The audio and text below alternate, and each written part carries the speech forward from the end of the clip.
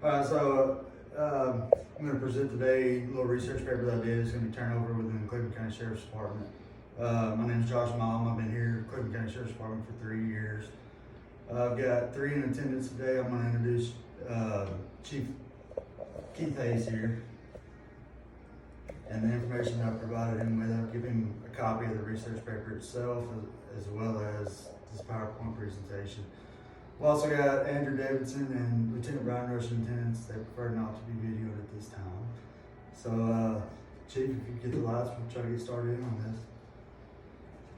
All right, so what I got here, like I said, this is my introduction, Josh Malm. It's going to be turned over within our department. So, background behind this is here, I've been here for 3 years, and within that 3 years, we've seen a pretty high turnover rate within the department. Law enforcement is just like any other industry. You're gonna have a turnover rate that's, at this point in time, relatively high. So I did a little statistics in my 3 years here. We've got an approximate rate of 60% turnover, I think, based on what I had, my recollection. 3 years, we had 20 new hires that were either certified prior or come in and we sent them to the academy. And of those 20, we still have 12, which is a little disturbing for a 3-year time period, but that's something that can be worked on and mitigated at some point. So the problems that we have within that are, recruitment and training of employees is costly as far as money, time, and resources go. The expenses are money and time, obviously. That's the biggest things we have to deal with. And falling in that category is recruitment. Recruitment is a process that you have to go through. It's advertising, interviewing, testing, screening. A lot of time consumption within that.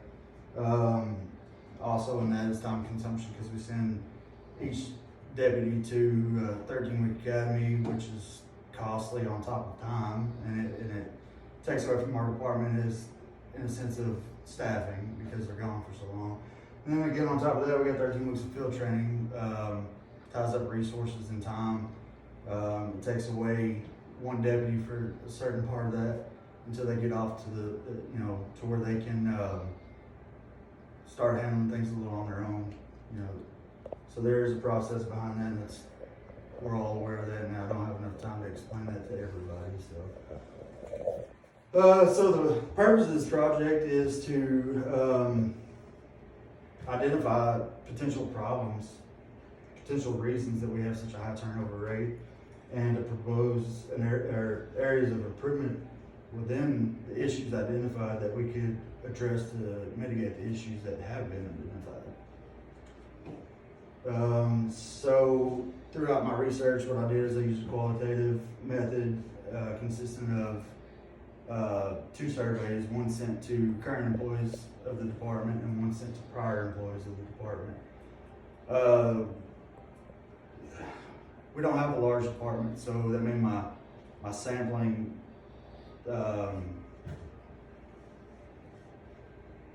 relatively small. I mean, the data collected from it, was relatively small and kind of skews the data collection and the percentages slightly. Our current employees, roughly 26. I think I sent 23 emails out. And then I requested that 7 prior employees answer a questionnaire.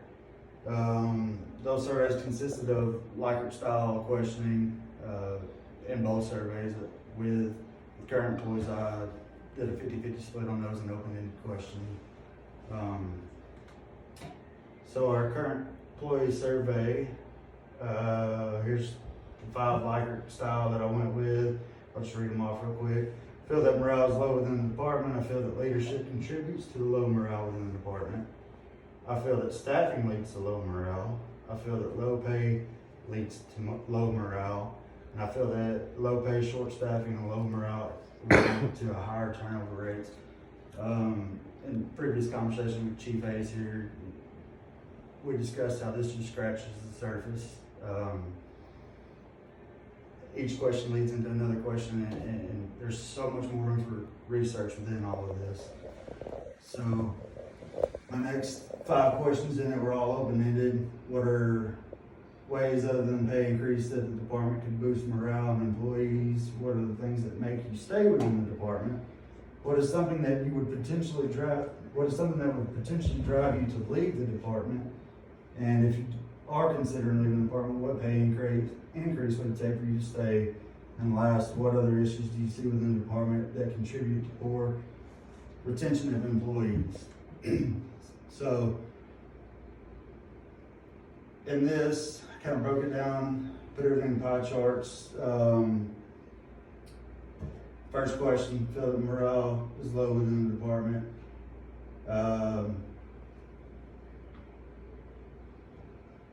67.7% of people agree that there is some kind of morale issue within the department. And then you got 40% of people that disagree, in a sense.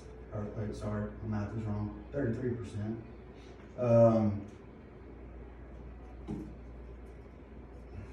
It's hard to elaborate, like I said, with such a small sample. I believe if we had more, and we would probably see slightly different statistics, and then once again, elaboration on those would probably skew that data slightly as well. Second question, I feel that leadership contributes to low morale within the department. You've got 46.7%. That's pretty well split evenly with people who agree and disagree with slight neutral. Like I said, once again, data, small sampling. The third question was, I feel that staffing leads to low morale. I believe it's about 79, close to 80% people agree that low staffing, which is an issue, which is directly related to low retention rates. I feel that low pay leads to low morale. You got 67% that agree that low pay leads to the low morale. Speaking with people outside of doing this research, those numbers were slightly higher. You talk to people, they agree that pay was an issue, but then once questioned, opinions were different at that point. I feel that low pay, short staffing, and low morale lead to higher turnover rates. That's well above unanimous or close to unanimous. I mean, 87% of people believe that those are 3 of the major issues that lead to turnover rates within our department. If you want to refer to the other questions, I didn't put them in there, I didn't have enough space, but these are just some of the common answers that were given on the next 5 questions. One of the issues is communication between buildings, recognition when and where it's due, having upper administration spend more time with patrol and team building events. Prior conversations with the chief, we addressed these, we talked them out, we spent a couple hours here recently talking about them, and come up with ideas amongst us that potentially could lead to something better for us. I believe the question was, what are some things that keep you in the department? And some of the responses there were like a family-like environment, the people that we work with, the people in the community, the location, the brotherhood within the department, and the training opportunities that are presented for us as far as the department goes. The next question was, what are some of the things that would lead, or I think it was some of the things that would lead you to considering leaving the department. Some of those answers: double standard, short staffing, lack of recognition, politics, changing leadership, dishonesty, and better offers elsewhere. That boils down to people being offered more money elsewhere, which is something that we'll address here in just a minute. The question was, what would it take to keep you here if you were considering leaving or overpay? Some people said $5,000 to $10,000 more annually than what we make at this current time, and others said no raise was necessary. They do the job for the people and not for the money. I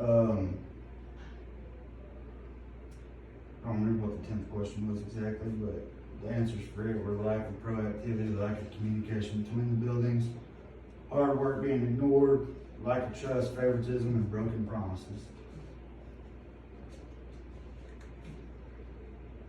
So, and then to elaborate on that, like I said, I sent it to 7 previous employees. I didn't ask them as many questions because I don't think they could help identify too often any problems within the department. Touched on the same subjects, pay, morale, and working short. Asked the question, how long were you employed with the Cleburne County Sheriff's Department? And of the 7, on average, they were employed 1 year, 8 months. Talking to Chief Hayes earlier, some of that was because the couple people that had left had been here 4, 5, 6 years, where most of them had been here less than 2 when they decided to leave. So that's slightly skewed because of the number of people that were actually interviewed or questioned. Did pay and pay scales influence your decision to leave? Did morale within the department contribute to your decision to leave? The department being short-staffed at the time of employment contribute to your decision to leave? And do you believe that short staffing is directly related to low pay and low morale? If you answer yes to that question, which do you believe weighs more heavily, low pay or low morale? And then I left one open for them to elaborate on any questions that they had or any answers that they wished to elaborate on. So again, on average, employees were here for approximately 1 year, 8 months. 85.7% said that pay and pay scales did influence their decision to leave. I wish I could have surveyed more because I think that data probably would have been slightly different in itself too. Did morale in the department contribute to your decision to leave? Got 100% response. With yes there, out of all 7 of them. Did the department being short-staffed at the time of employment contribute to your decision to leave? 57% said no. I believe some of the answers in the end of that were, some are used to being working short-staffed, some are not necessarily discouraged by working short-staffed. Do you believe that short staffing is directly related to low pay and low morale? 85.7% agree that that statement is true. So 6th question, low pay with 4 responses of some caliber. So the low pay was more important to them, and had 3 responses that said that low morale was more important to them. I also believe that some of them elaborated that low pay leads to the low morale, which in turn led them to go with low pay instead of low morale. Last question, not everybody wanted to elaborate on much. Some stated that cliques within the department were an issue, politics, poor management. I think that stems from first line supervisors on up, is what they were getting at with that. Like I said, nobody really elaborated just a whole lot, but that seems, in talking to them outside of this, that seems like what it was from first line supervisors up, is where they had the problem with management. So, with all that being said, I've come up with just a few recommendations, ways to fix things, contributing factors, low morale, understaffing, leadership, and low pay. And obviously, high turnover is a direct relation to understaffing. We can all understand that. So some of the recommendations I had was pay increase, which we got a new pay scale that takes effect the first of the year. So I believe some of that issue has been resolved within the department. Most people understand it. Most people are satisfied with what's going on with that. Another recommendation was just to reevaluate policies, and I also put my timeline in on this. So if we begin at the beginning of the year with the new pay, maybe looking into some policies that some people are concerned with and reevaluating those and maybe rewriting them. Again, previous conversations, Chief Hayes said it best, people are the policy and you can't write a policy for each individual person. So that kind of makes that a little more difficult, but there's always a possibility to have policies that can be reevaluated and rewritten. The next would be leadership training requirements. Start requiring your sergeants and above to be active in more training throughout the year. You can begin that, somewhere around April, after you review policy and see what changes that could be made potentially. And then once you start getting into that and you start getting your leaders into more training, as far as being leaders and interacting with everyone else, you should start seeing some kind of increase in morale. If you were to put all this into motion right off the get-go, you could see a decrease in turnover, hopefully mid-year. So, plan of action, we talked about the pay increase. That's already been set in place. It's taken first. It's across the board. Everybody seems to be okay with that, and I don't think that'd be too much of an issue for the time being. So in the policy reevaluation, again, specific policies based on the results that I got here, and some of the research that I did. Go ahead and look at how we do, how we recognize these guys for doing the jobs that they do, how we, when we receive letters from the public, issuing letters of commendation, don't make them so scared, so, give people the chance to build upon that. That seems to like it would increase the morale. And awards, we just recently had our Christmas party. I noticed the sheriff offered up some awards this year. It was a little bit of motivation for everybody to be there and interact with each other, and it was a morale boost in my opinion for the night. So just continue on that throughout the year. Requesting approvals for training. I don't think we have just a huge issue with approval of training. It's just some people don't request the amount of training that is available. Most training is free for everybody. We can do it online. We can do it in person. Most of it's free. You just got to seek it out and want to do it.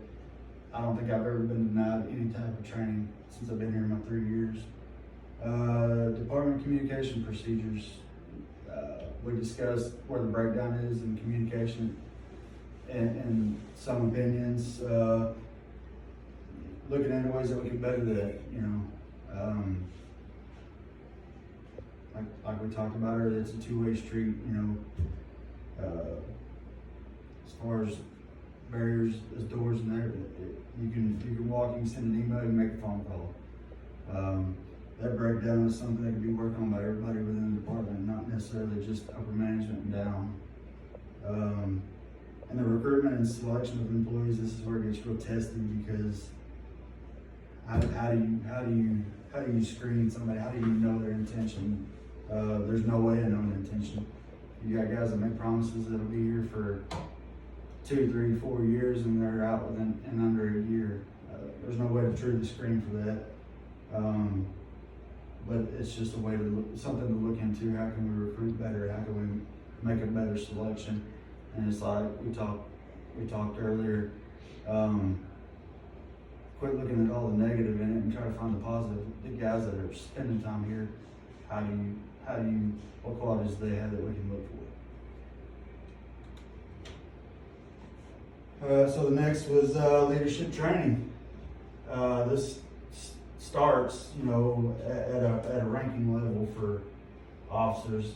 Increase of the annual training as far as leadership, not necessarily training just for ethics or any kind of police in general, but leadership. Seek out different classes of leadership, whether it be through the like CJI or anything like that. Seek it out elsewhere. There's all kinds of leadership training that you can get into. I think we read a book earlier in the year. We did a book report. It was called Extreme Ownership. I think you can learn a lot about leadership through that myself. It's all on how you perceive it. Again, there's so many free trainings available to all of us, and leadership as well.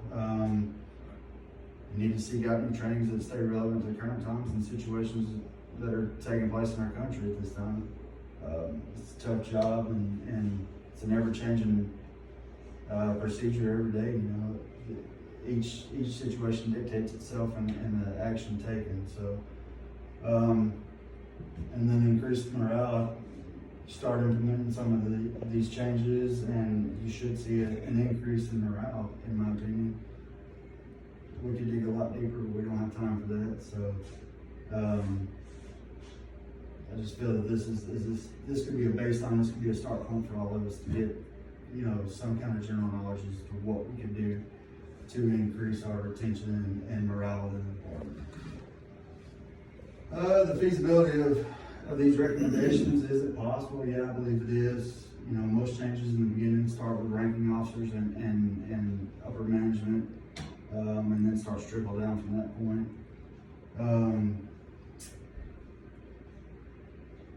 So again, the reevaluation policies and additional training are necessary in current times and situations within our country.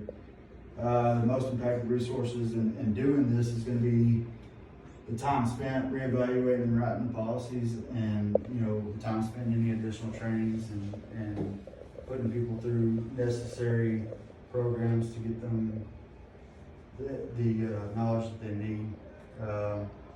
Money comes along with that because you got to pay these people to do these trainings. But I think time is the most valuable, especially when you're working understaffed to begin with. So then that little chart here, just the cost of the recommendations. The pay increase has already been taken care of. We took a base salary increase from just shy of $29,000 up to $34,000. Sergeants take a stipend of $1,000 annually, and I believe I'm right on this. Lieutenants at $1,500 annually. Is that right? Okay.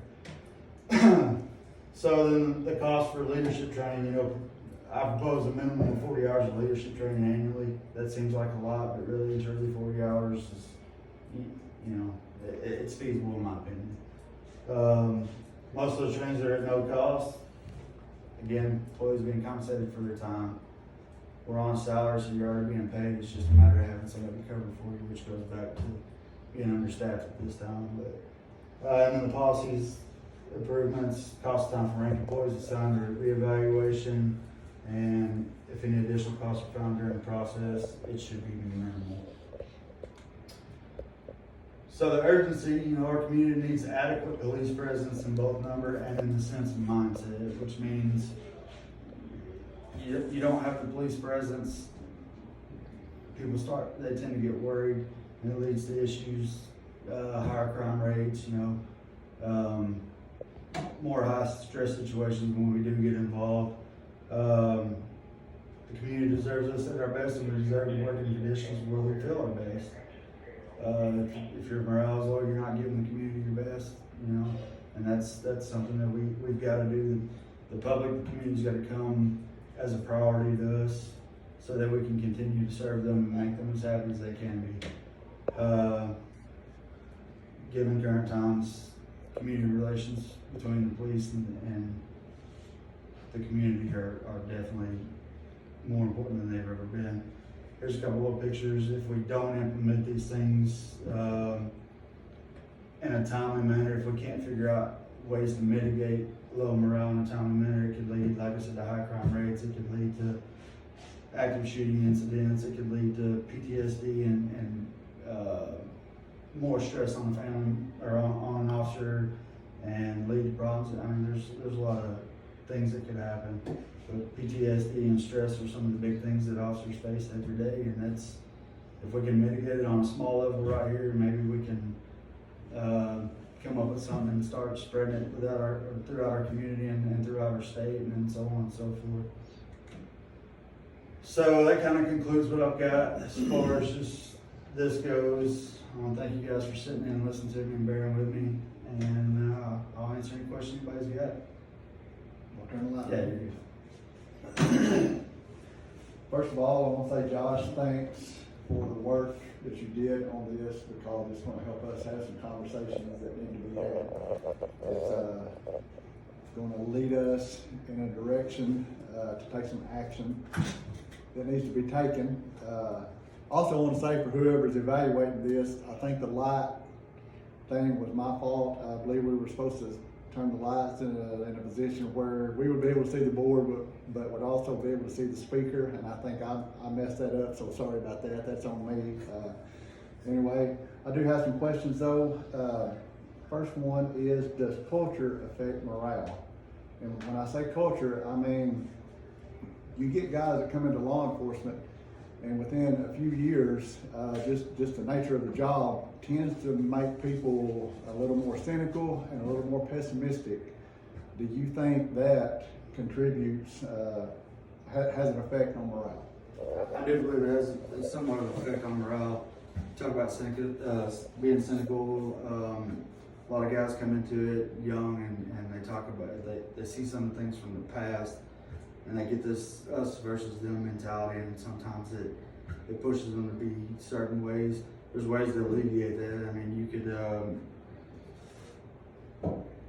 changing that perception goes back a little bit of training, team building, spending more time with each other,